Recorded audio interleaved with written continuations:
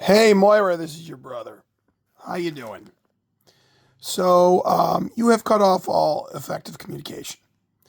I'm going to be leaving you some messages by recording videos, putting them on YouTube, and sending them to you, the link to you in a text message. So, where should I start? Let's point out, first of all, let's start with the basics. Moira, you are a psychopath. I am not. I am a lawyer. You are not. I am a lawyer with some modest experience in trial work, and I have a post-baccalaureate undergraduate level background in life sciences with about 6 or 7 courses in psychology as well. Now, I've never been a member of the Central Intelligence Agency, and I've never had access to classified information.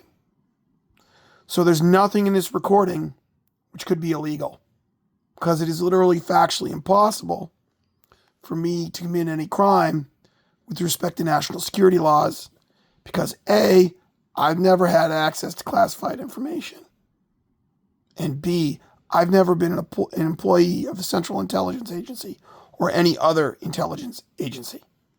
Got it? So everything I'm about to tell you, Moira, is either based upon public information, my own personal knowledge, or inferences from those two things. Got it? Great. So, what have we established so far in the prior recordings? You're a psycho. You are involved in 2 parallel conspiracies. One, a Greek mob, Italian mafia racket that involves stealing inheritances by ruining people's lives and perhaps murdering an old person in a medical facility. You and mom and the Greek mob, with an assist from the Italian mafia in the greater Boston area, have carried out that conspiracy against our family, that racket against our family. Dad's dead. $20 million is missing. Dad had stock options from Ambac.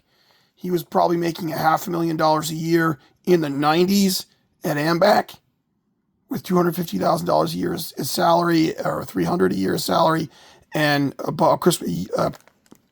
Christmas bonus equal to salary. So there's a lot of money missing in a will that's opaque. You can't tell where the money went from the will. That's insane. And I'm one of his heirs, and I took care of him for 10 years before he died.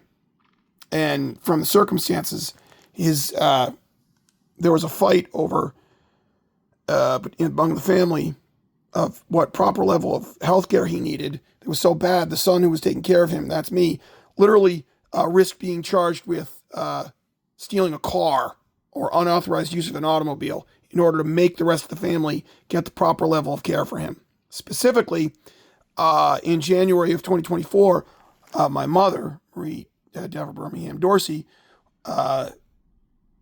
said to me, "Edward, we're bringing your father home from Care One in New Bedford to 30 Michon Point Road, where we've been staying." I was like, "No." I said, "No, you can't do that. It's not safe. I'm not capable of taking care of him." And I was so opposed to this because it was so dangerous to my father's health that I refused to go to Care One to help pick up my father. So my mother hired a home health aide and went and got my father at Care One and brought him home. And long story short, at 3 a.m. the following morning, I decided the only thing I could do was leave. I walked into my mother's bedroom, and there was a verbal altercation. I said some very direct things to my mother, including, "You have narcissistic personality disorder, and I'm leaving. And you can call the state police if you like, but I'm taking the Prius and I'm leaving." Packed a bag and I left. And I went back down on a weekly basis to check on my dad. And until some things happened, some acts of extortion occurred to prevent me from going back down there. Some very passive aggressive acts of extortion happened to prevent me from going down there. And then after that, I don't know at what point, that was probably sometime in February. And within 8 weeks, my father was dead. Two people in light pickup trucks on Smith Neck Road tried to trap me in a car accident, one by tailgating me and one by backing out of a driveway on Smith Neck Road, and they almost hit me. I was lucky. I have good reflexes and the Prius handles well, and I floored it, and I went around the back of the guy. He was backing out of a driveway on Smith Neck Road in Dartmouth, where there's a bend in the roads. I remember exactly where it happened. It was two light pickup trucks, a black one and a green one. Anyways, and there were some break-ins at the house in Newton, so I couldn't get back down to check on my dad. I had to make sure nobody was breaking into the house. I would eat some frozen peas and be sick afterwards. Somebody was breaking into the house and putting things in the food that were making me sick. So anyways, couldn't protect my dad. And, so that was what? Late February, early March. And then he was dead in April. Under those circumstances, it's just like a dead baby case, Moira. You and Mom were in charge of Dad's health care at a time when his health declined precipitously and then he died, and you still haven't told me his cause of death. That's more than, along with all the other facts and circumstances with the will, and $20 million missing, and the will I have was dated in January of 2024.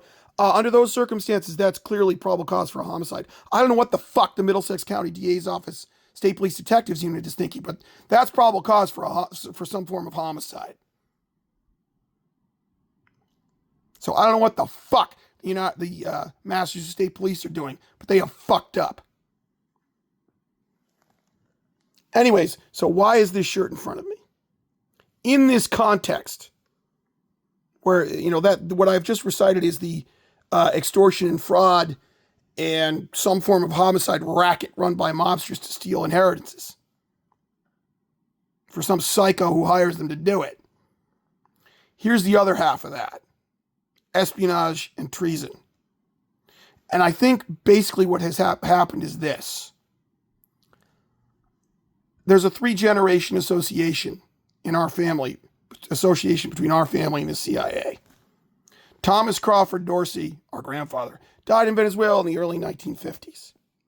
And the woman who flew Dad from the Washington area, where he was attending Georgetown Preparatory School, to Venezuela for Thomas Crawford Dorsey's funeral was a female employee of the Central Intelligence Agency. Right? Our grandfather, Thomas Crawford Dorsey, was obviously, and Thomas Crawford Dorsey's predecessor in his job in Venezuela disappeared and was found dead in a drainage ditch just north of the Rio Grande, Texas.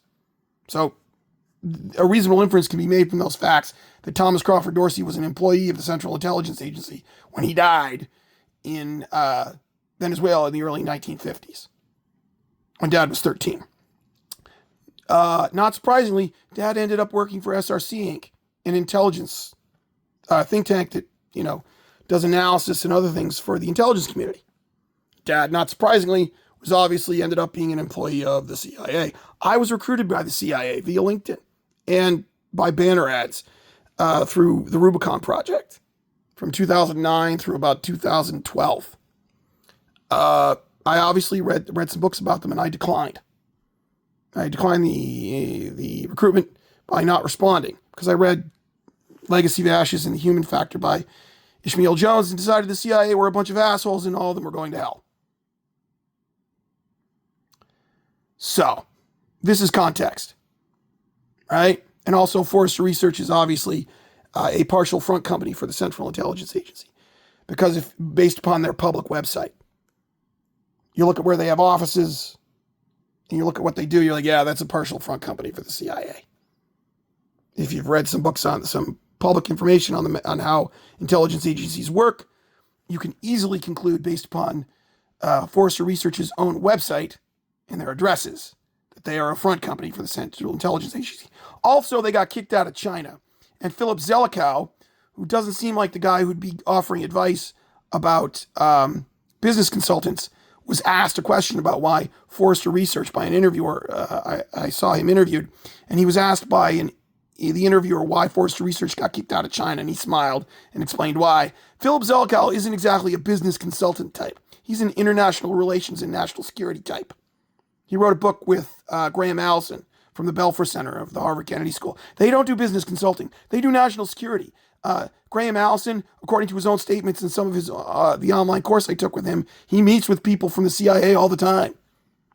So yeah, Forrester Research is obviously a front company for the CIA. Also, while dropping you off, Moira, at Forrester Research on a public way, I was driving away from dropping you off at work, and I saw a computer server cooling tower with two vans outside, and they had G series plates, federal government series plates on them. These two servicing vans, and I was on a public way, so anybody with a driver's license in Massachusetts could figure out that Forrester Research is a partial front company. Anybody with access to an insured motor vehicle that's registered in Massachusetts with a driver's license, fuck that. Anybody with a driver's license in a car that's legal to drive on a road in America could figure out that Forrester Research is a partial front company for the CIA.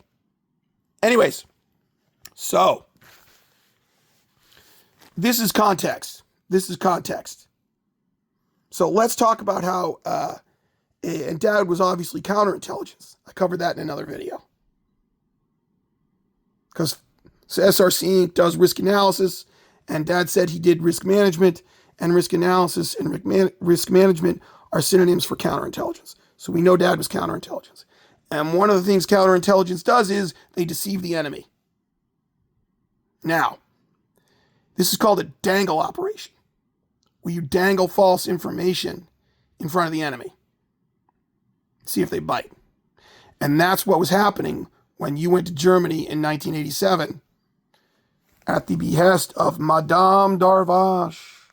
Madame Darvash. See, it says here, Darvash Studios. This is a t-shirt from your time with Madame Darvash when you were dancing in Coppelia, Moira. That's not you.